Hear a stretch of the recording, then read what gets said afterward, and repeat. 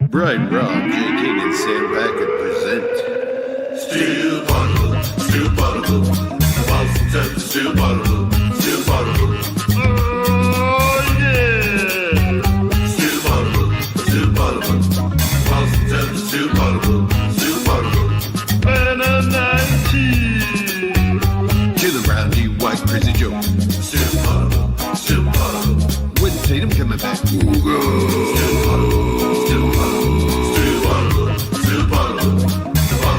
Steel Bottle, Steel Bottle. Oh yeah! Come on, long I want some wings. Don't get the next generation. Let's go, your family fan. Celtics. Let's go, baby. Let's go. Your family fan. Celtics, let's go. Oh, welcome back to Still Potable, the best Boston Celtics podcast here on Al Gore's Internet. I am Sam Jam Packard, professional sports fan, and I'm joined by two of the best of the Celtics beat from The Athletic, Jay King, ladies and gentlemen, and from MassLive.com, Brian B. Robb. They've both been covering the Celtics for more than 10 years. I've been talking about the Celtics on podcasts for more than 10 years. Together, we are Still Potable, bringing you 30-plus years of Celtics talk experience. You can find us twice a week here on the CLNS Media Network or on wherever you get your podcasts, Spotify, YouTube. But if you want more Celtics talk, if you like what you are hearing today, please join us on our Patreon, patreon.com/stillpotable. We got podcasts for you every single day of the week. Jay and B Robs, they're in the scrums. They're interviewing Brad Stevens. They're at the practices. And we got tremendous content for you. We got game recaps. We got a chat community. So again, if you want to join that community, patreon.com/stillpotable.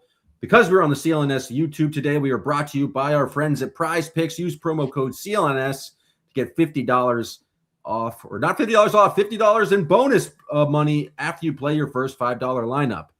Now, Celtics are coming off two back-to-back wins, solid wins against the hated Miami Heat, and man, do I hate them, and the slightly less hated Toronto Raptors because they're less relevant. Do you also hate the Miami Heat players who played the other night? Like, do you just hate them because they're in the jersey? Do you have to have history with them to hate? Like, are you just hating? I have a strong Drew dislike Smith? of Jaime Jaquez for some reason. I don't like Bam because I think he's a failure of a wasted offensive potential, but it's mostly the uniform. It's got to be the uniform at this point. Okay. Yeah, I was just wondering if, like, Gardner, if you were just, like, hating on Gardner the other night. No, because as soon as you become part of the Heat culture hive mind, like, I'm going to hate you no matter what. As soon as you buy in to whatever nonsense they're Pat Riley selling over there, it's not good. And now, I mean, we can talk about a lot of things that happened over this last weekend. I mean, Jaylen Brown had, his sixth 30-point game in his last as many games. Derek White's exploding on offense. Sam Hauser comes in and hit 5 threes. Then you have in Toronto, you have the return of Luca Garza to the lineup to give you 10 and 9. How good was Luca Garza? He came in and just grabbed every single offensive rebound. Like, literally every single one. It was unbelievable. I mean, that could have been the lead, but I think the story has to be the 19-year-old kid from Spain, Ugo, who just came in against Toronto, and especially in the second half, just had an imprint on this game. It wasn't the most impressive box score performance, but I think in the fourth quarter there was 6 straight possessions where it was like Ugo block, Ugo forces a steal, Ugo gets out in transition. Ugo creates another steal. Then Ugo has that awesome dunk off of it. And he just came in with a lot of energy in a game where Jaylen Brown did not play. Jordan Walsh did not play in the second half, where they needed some sort of boost off the bench. And people forget he's only 19. I mean, Jay, how surprised are we at this point? And how could you forget he's only 19 when he has that dunk and then there's a timeout and he goes up and shoulder bumps Josh Minott, and then he's on the bench literally giggling. He was as happy as I've ever seen an NBA player, just beaming. It was just childlike. It really was. And that's because he basically is a child. He's 19 years old, and still he's able to have the physicality to play center against Miami, to play center against Bam Adebayo, and then come out on the next night, back to back. They're down Jaylen Brown. They're playing against a gritty Raptors team, and he just brought the energy again. The guy never fails to bring energy. Like, has there been one night this whole season when you were like, Ugo doesn't have it tonight? Ugo didn't bring it. Ugo's just out there. He's got flat effort tonight. That hasn't happened once. He's just out there just running around like crazy. And it's really impressive to me because he's able to run around like a crazy man, but he's also really smart and instinctual. He knows when to cut. He can guard like he's guarded Jalen Brunson. He's guarded big men. He's guarded all sorts of players, and he's just really smart about it. He'll foul sometimes unnecessarily, but other than that, he's just been. And every once in a while, when he'll Euro step right into a defender's arms. Other than that, like, he really, really knows what he's doing out there. And the combination of that and his manic energy is rare, and it makes it far more rare that it's in a teenager.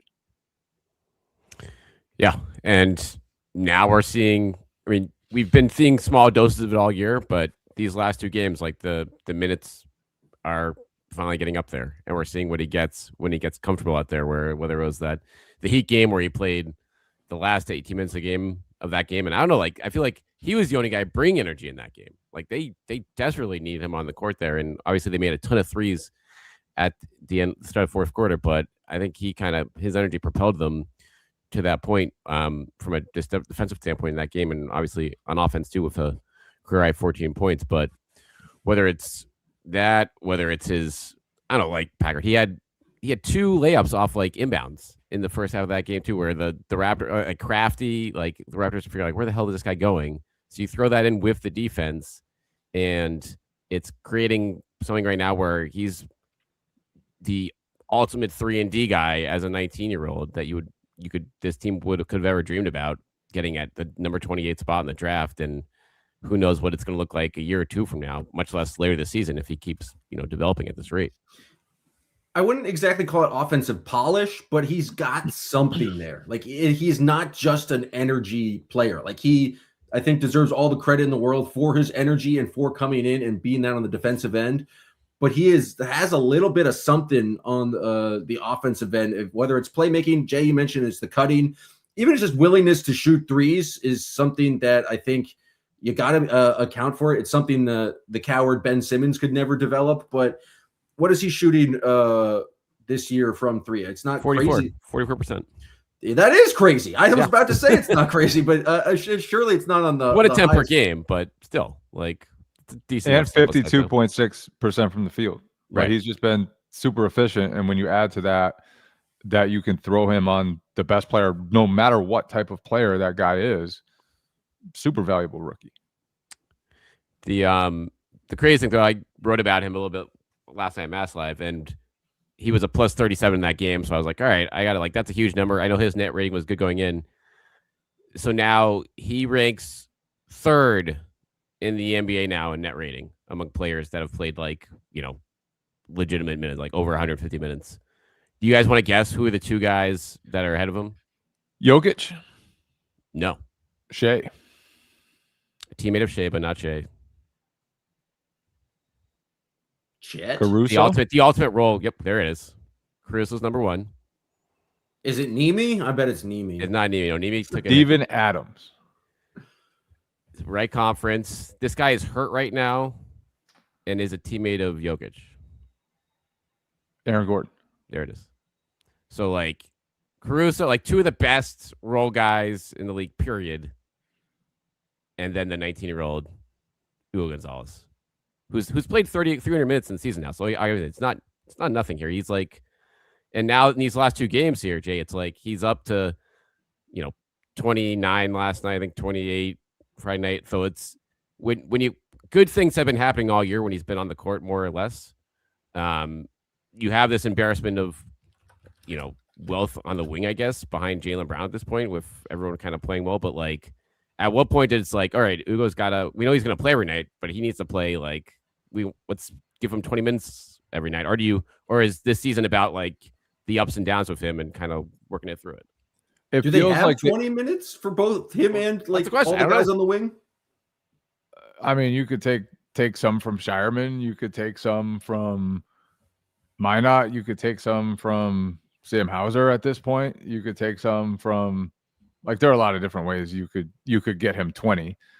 But, like, to me, it feels like they've been intentionally patient with their approach to Ugo. Like they've kind of, I feel like they know that he's very valuable, but they have other guys who can do that. There's no need to, like, just totally throw him into the fire yet. And to the point where, you know, his vulnerabilities, like they're just kind of like letting him ease into things, I feel like. And now they're starting to ramp him up. And in the last couple of games, it's like, wow. Like he can do more when he's out there more. And he's made a difference almost every time he's been on the court this whole season. One way or another, he's out there making plays, and he's just an impact guy. And it almost reminds you of Marcus Smart a little bit, like things are always happening. Good things are always happening when Ugo is defending. And he always brings an energy, a physicality. Like, you can just count on him for that. And that's super impactful. And they have other guys for that. They have other young wings who are competing against him that won't always let him get a ton of minutes, but he's earning more. And I feel like we've had this with like every wing so far, right? Pretty much. It's like Jordan Walsh, can't take him out of the starting lineup.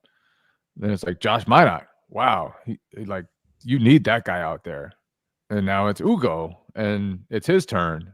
And I feel like all these guys are good enough to have it be their turn. And that's the depth there is becoming a luxury, which is crazy. It's crazy. I think that's also why they're not going to guarantee Ugo 20 minutes. It's like, we got other guys on the wings who, like, one might be better for matchups, but you have to earn it every night. And Joe's like, I think Walsh has done enough to earn the starting spot, but I think if Ugo messes up a defensive rotation or doesn't box out, I think Joe Mazzulla is going to be very willing. You think so? Joe? I think he might do that. I think he might be willing. Yeah. Might have a quick hook with his young wings. And I think it's helpful to have, I don't know exactly what Shireman does on this team, but he's out there. He does some stuff from time to time. The crazy pass, I mean, just putting together amazing highlights on the break. That pass to Ugo, that was, I mean, that followed up like a pretty brutal stretch of basketball for him, but that obviously is going to be the only thing everyone remembers about that game from him. Speaking of rebounding, Ugo's rebounding, I think, is like a sneaky big development. He's I think, up to third in the defensive rebound rate on the team amongst rotation behind Nemi and Jordan Walsh. Like, that's something like early in the year. It's like, all right, he's bringing energy. He's hitting a three here and there. But if he's turning into a above average rebounder for his size too on that end of the floor, like, I don't know. This is going to be my wildest comparison yet. I have some wild comparisons. He rebounds like Terry Rozier sometimes. Sky high jumping, like jumping. Terry would come in and just have these like beautiful rebounds where he would just sky over everybody else and go up with one arm and grab it. And Ugo does the same thing sometimes. Like Ugo just goes in there. He gets up there. He gets it at the peak, and he sort of has that Terry Rozier ability to just like fly up there and get graceful looking rebounds. And he's like, what, 6 inches taller than Terry? In the month of December, it's only been 8 games, but he's averaging 5 boards a game off the bench, which is just an impressive thing. And it's something they especially need when they're going small. And it's just like, this is the perfect thing for this Celtics season. If you think about this as a gap year, if you think about like what the main goals of this season was, I think it was trying to find players you can play around Jason Tatum and Jaylen Brown, who also don't make a lot of money, and you can just pay to fit into kind of this salary cap structure. But to say you've hit on Jordan Walsh, Hugo Gonzalez, I think I was a big Minot guy believer. I think there's still a lot of potential there, but I don't know if he's like fully that guy yet. Maybe I was a little hasty to demand an extension for him after the 3rd game of the season. But to hit on 2.5 guys, potentially 3 cheap guys that you can pay, I think is Brad Stevens has got to be joyful to see kind of like the people he's identified. And you got to give a lot of talents to the scouting department. I think just for drafting Ugo, like that's I had no idea who Hugo Gonzalez was before he was drafted by the Celtics in the first round last year. What's crazy about it is like not crazy, but what's most helpful about it is all these guys, they just do all the stuff you need around stars. Like they're going to take the toughest matchups every night. They're going to cut well. They're going to pick up full court. They're going to rebound. They're going to be able to guard either bigs or smalls, depending on what you need. At this point, they're not knocking down spot up shots. We'll see if that continues. I'm not willing to say yet that Jordan Walsh, Josh Minott, and Ugo Gonzalez are all legitimate shooters, though they've looked like it for much of the season. But everything else is like you are building a supporting cast, a new supporting cast, and you needed a lot of it because you lost half your supporting cast over the offseason. So you needed to replenish a lot of different positions. And it was like, voila, here you go. It doesn't look exactly the same as the old supporting cast, but all these guys come in and just do all the grunt work and also have like totally untapped upside right now. Like that person saying, how close could he be to Manu Ginobili, Chapa Hoda, BB in the comment section. I don't know how close he could be to Manu Ginobili. I am the biggest Manu Ginobili guy, maybe who ever lived. But there is a lot to mine there, and he's a 19-year-old only beginning to figure things out. He's big. He can handle it a little bit. He can pass. He knows how to handle himself in the lane. Like, there's a whole other version of Ugo in the future, and for all these guys too. But yeah, the how quickly they've rebuilt the supporting cast is really just crazy. It's crazy. All three, Minott, Walsh, and Ugo right now are all shooting 44.4% from three. That's you sign up for that. It's wild one just in basic numerology, but like those guys, not on great attempts, but it's just impressive stuff. I think like it's also interesting to me just from like a covering of the team perspective. Like obviously we've just spent 15 minutes talking about Ugo, but like that game last night was Peyton Pritchard going the hell off in the third quarter, and it feels like that is no longer a story because that is like accepted of him. And I think I said this at the start, Jaylen Brown has been phenomenal in his last 6 games. I think the only time he didn't score 30 points is when he had a triple-double against the Cavaliers. And Derek White has responded with a couple of 30-point games themselves. Like, I think that's the reason why the Celtics are the third best team in the Eastern Conference, why they have the best record against teams above 500. But at this point, maybe because they're established players in this league, Jay, like it's less of a story. Like it's not as a big deal, but like all three of those guys are having pretty solid seasons and that's the reason why the Celtics are in the position right now. It is these young guys that are helping them do that, but they are nowhere if Jaylen's not being the main guy and the other guys aren't like stepping up and having this level of scoring. Yeah. And Jaylen, like his game against Miami was so sloppy at the beginning. It was like one of his nightmare games against the Heat. Like he might have been seeing Gabe Vincent. He might have been seeing Caleb Martin.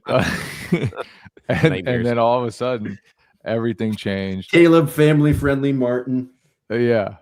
But yeah, all those guys. And it's you could see it whenever the Celtics had guys down in the past.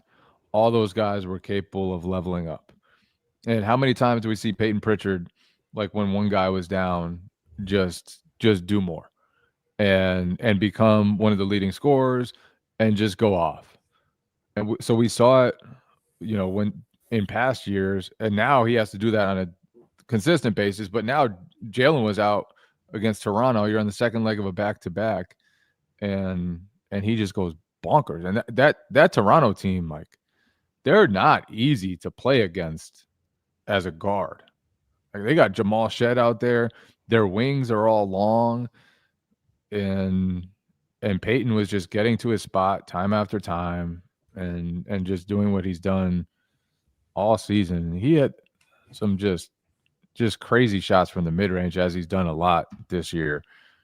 But yeah, all those guys, and White especially lately has really come on, and like, I didn't think we'd see him lose confidence at all this season after the way he played toward the end of last year and what he's become. And I think he did for a little while at the start of the season, and he snapped out of that in a big way. Yeah, it's kind of wild over the course of that game, just how much happened from that progression of like Pritchard carrying in the third quarter, then White just took over in the fourth, and then you had the guards. Like, it was literally like just the ultimate like mishmash of positive things around. But White's, it was such a team win. It was exactly without it. Like, that was on the back to back. Jordan Walsh is sick, didn't give you anything, and it was still, yeah, they ran away with it, and pretty much everyone brought something to the table that was playing that night, including Garza. And we got to talk about a little bit more about Luca Garza. But before we do want to talk to you guys about our friends from Prize Picks. Prize Picks is the best place for you to be correct with your takes on the internet. And in this holiday season, it's the best time of year for sports. You have bowl games, you have the basketball matchups, you have the football playoff pushes. It's all happening at once. And so when you guys are out there making decisions every day about what gifts to buy, what to eat, what game to watch, there's one place where it feels good to be right, and that is Prize Picks.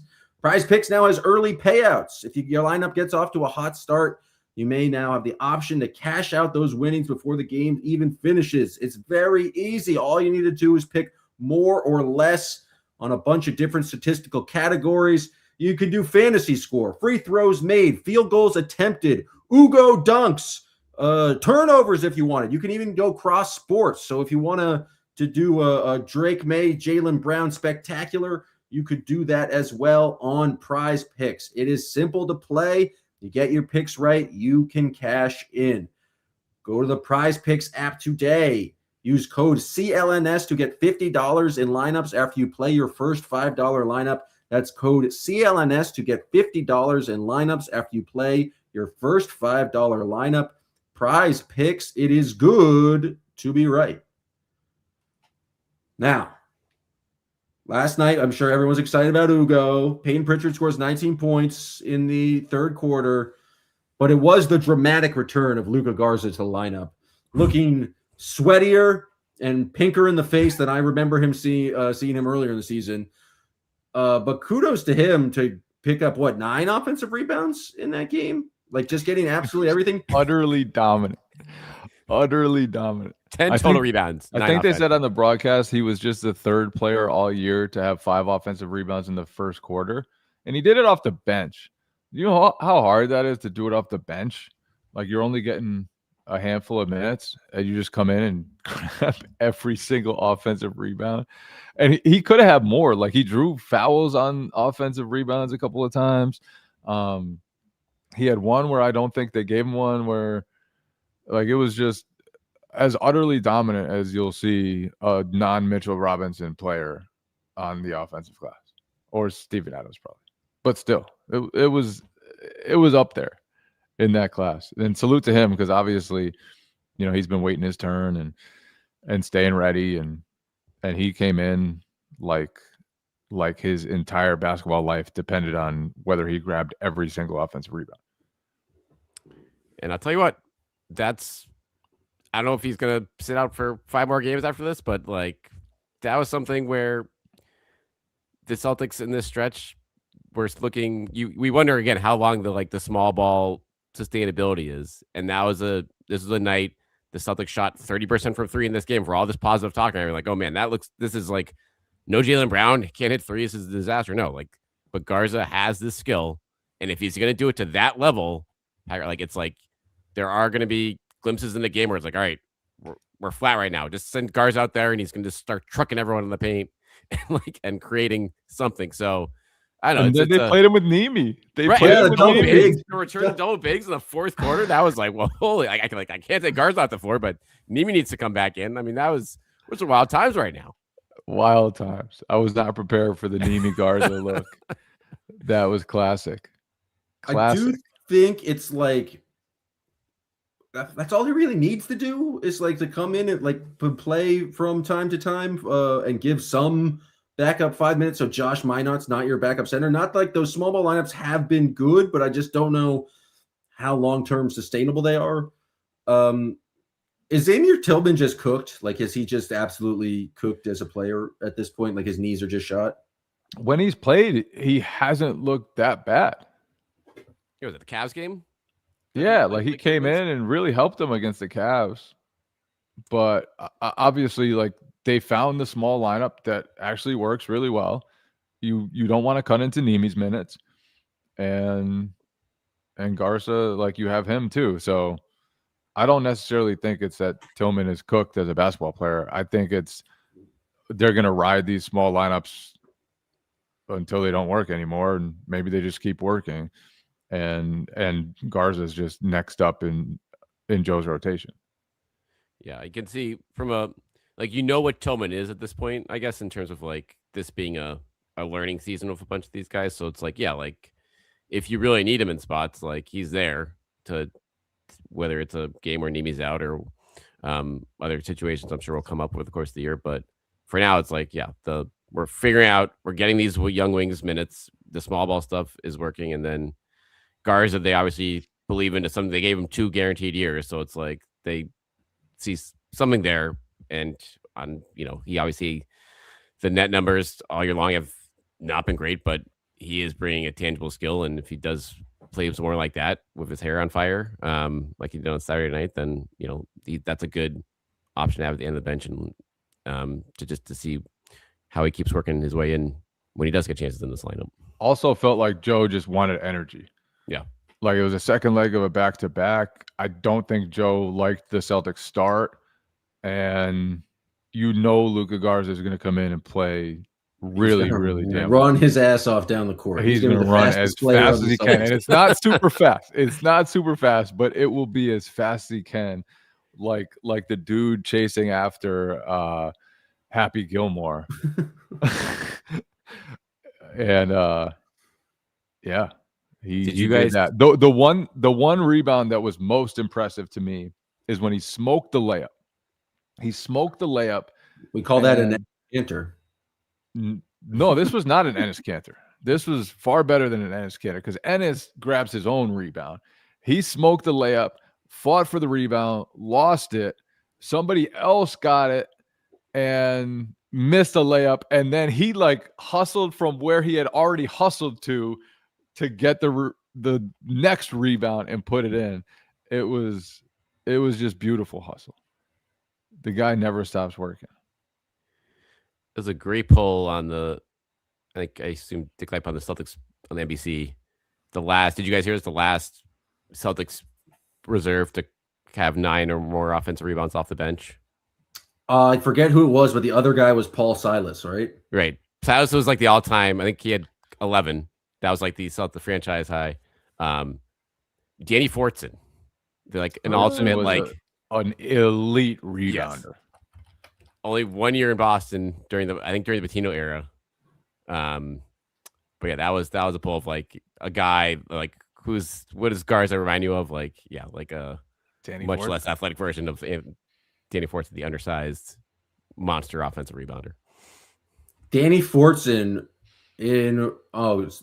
this is my bad. I jumped the gun. I was going to be like Danny Fortson in 2000, 2001 on the Warriors averaged 16 rebounds a game. But then I looked over and he only played 6 games that year. So that's a crazy 6 games. So crazy. That's a lot of rebounds in 6 games. And he averaged 11.7 rebounds the next year in 77 games. Well, how many rebounds? That's just crazy amount of rebounds to get in 6 games. 18, 17, 11, 14, 17, and 21. And then he's out for the rest of the year. That's tough. Stick a fork in him. I got one more kind of Danny question Fortson about the really rotation. rebound that fucking thing. We saw Sam Hauser come in on Friday night and hit 5 threes in was the fourth quarter. It completely kind of blow that game out. Like it was a close game, and then Hauser happened. Hauser's pretty much playing the same amount of minutes this year as he did last year in the kind of star-studded version of the Boston Celtics.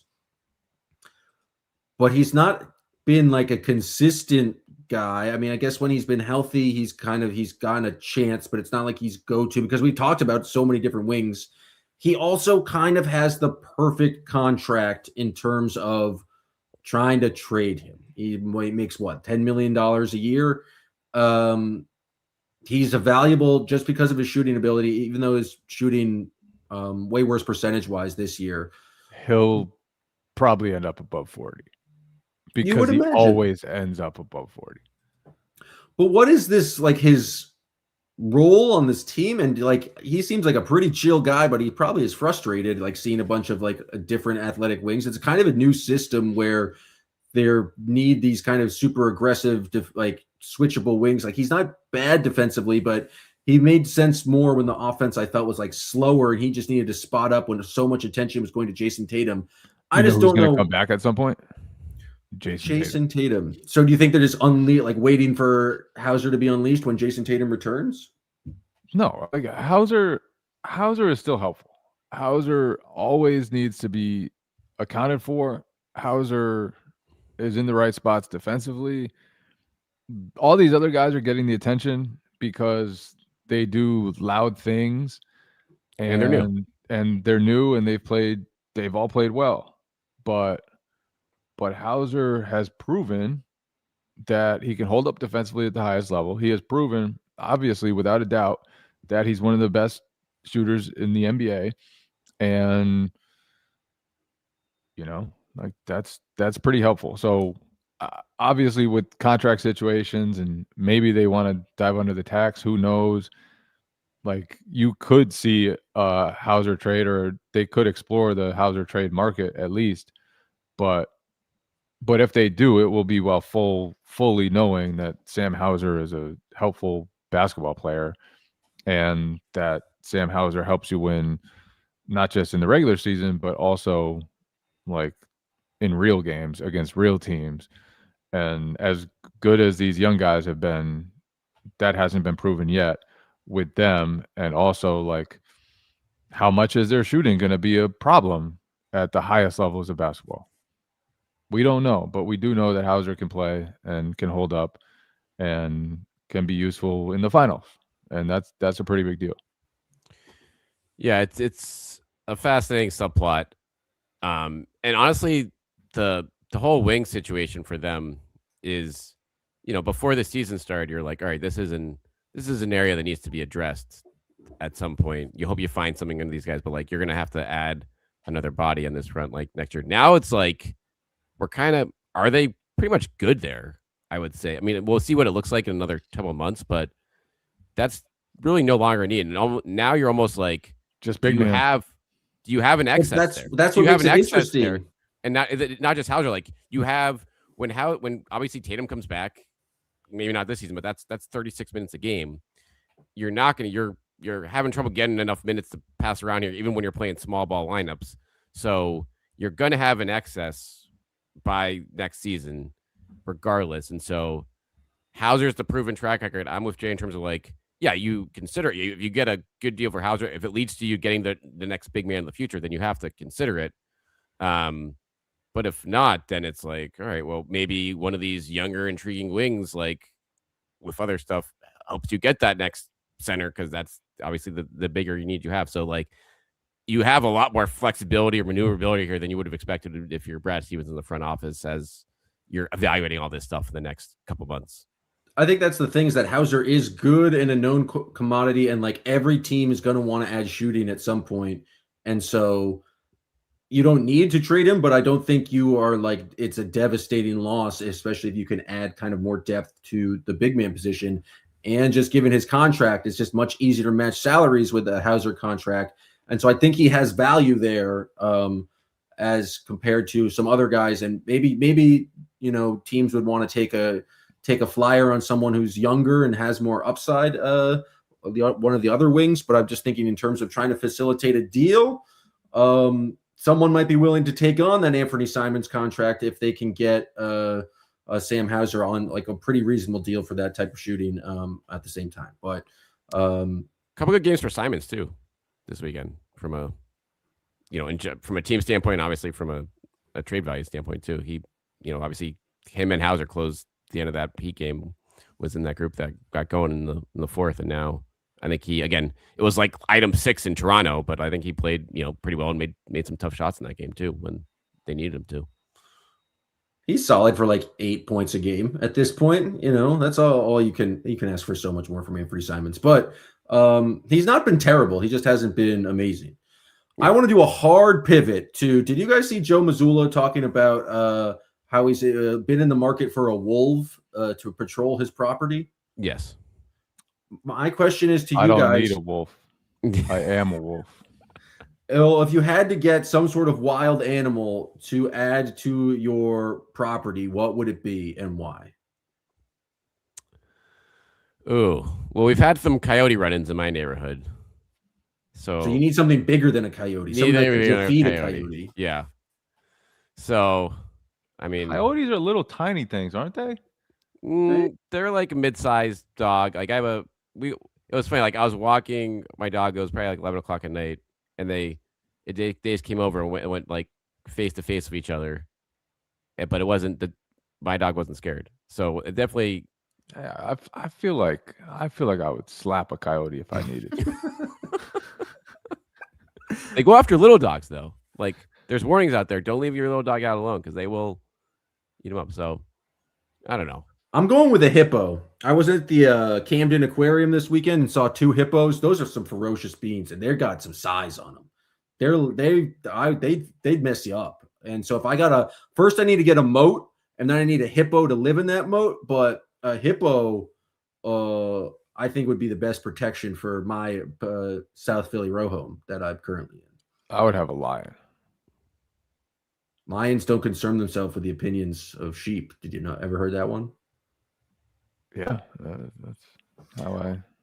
All right, the final thing I want to talk about is: do you guys see that Jaylen Brown has now gone into sponsoring a hair regrowth product? I think that's just the best way to lean into a bit. And he said he has blessed these people with the greatness of champions by leaving the hair on their bodies. Was this the plan all along, though?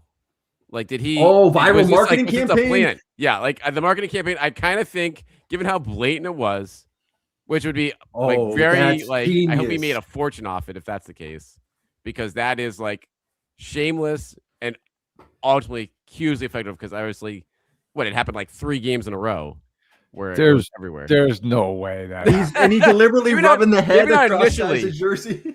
Maybe not initially, but then someone reached out like, you know what? All right, if that was just a long con, I'm buying the product today. He's not even really balding at all. He just he's balding, but he's like polish on his hair, and that's next level. That's like, next level. How can I? No, he knows he's balding. It's like real, but it's like, all right, how can, if I'm going to do this, like, and do this virally, I want to like make a fortune off it or whatever. I mean, he is streaming now. He probably has been thinking about like viral moments. I think, wow. I'm just going to choose to believe that is what happened. I kind of want to think that's it. Yeah. We're recording on Sunday night. The Patriots are about to play. If you guys tuned in last week, the Patriots got up 21-0, and Jay King had a lot to say about the greatness of the New England Patriots. And Jay, if you just want to remind the viewers what subsequently happened in that game. Nothing of importance. Not a single thing of importance. Who's still ahead in the AFC East? The Patriots. Who's still going to win the AFC? The Patriots. Who is going to still win at least 6 Super Bowls with Drake May? The Patriots. This is what happens in New England. The quarterback wins 6 Super Bowls. He's incredible for 20 years. Then he goes to Tampa Bay, finishes out his career strong. It's a pattern. It happened before Tom Brady too. It's just always. Mike Vrabel will one day find a 23-year-old, 24-year-old girlfriend and go to her cheerleading. I just don't understand how you talked so much crap last weekend and then they lose and give a big lead, and then you just come back before the game's about to start tonight. You don't have the brain of a fan anymore. Like, you just don't think of you like, where's your superstition? What are you talking about? Where's your superstition? I am not dumb enough to think that the world reacts to something that I do. That's having the brain of a fan. That's having the brain. I'm not arrogant enough to believe yes, that the world changes because of something that I say. No matter what I say, no matter what I do, the Patriots are going to win a Super Bowl this year, and 6 with Drake May, and at least 6 with Drake May. That's it. I don't think people understand yet how good the Patriots are and how great Drake May is going to be. And what happened last week against Buffalo is insignificant. I've had people from Buffalo in my mentions all year long. I got put on freezing cold takes or whatever that is. I got community noted, which is ridiculous. I never said that the Patriots won the game. I did not say anything inaccurate in my tweet, and I was community noted. But the Bills fans think they can say something? What the heck? You can't even get to the Super Bowl. You cannot even get to a Super Bowl. Josh Allen has never been to a Super Bowl. Neither is Drake May. This is why the Bills fans are so excited. That was their Super Bowl. Beating the Patriots is their Super Bowl. It's an embarrassing city. It's an embarrassing franchise. It's an embarrassing fan base. And they should get out of my mentions and start worrying about firing McDermott and getting a new supporting cast that will actually have a chance to win something, because honestly, it's embarrassing to be as good as they have for as long as they have and not be clutch enough to finish it off. But the Patriots will, and that's the difference between me and them. I've watched winning football my whole life, and they've watched runners-up, AFC runners-up, not even real runners-up. Well, we'll see what happens tomorrow. If Jay will get more people in his mentions, I hope he gets community noted again. Jay, can you tweet something just outlandish about the Baltimore Ravens right now to see if you get freezing cold takes, and we'll revisit this later this week. If you want to, hold Jay to the fire for his takes, or if you just want to hear about how the Celtics play against the Indiana Pacers, you want more content from us about what's going on in Celtics practice, go to the Patreon, patreon.com/stillpotable. We appreciate the kids, the gods, and the legends who are part of the Patreon community, part of the Patreon chat community, who are talking all throughout Celtics games. We appreciate you guys tuning in here on the free feed. If you like the show, please subscribe, rate it 5 stars. Subscribe to our YouTube. It's at YouTube /stillpotable. We appreciate that. Still trying to grow the YouTube. We appreciate you guys tuning in. We'll see if Jay's prediction is right. We'll see if the Celtics keep on ripping off wins. I think they got 2 straight games against the Pacers, so that should be easy wins for the Celtics. But we appreciate you guys tuning in to this episode of Still Potable. Still potable, still potable. The Boston still potable, still potable. Oh, yeah.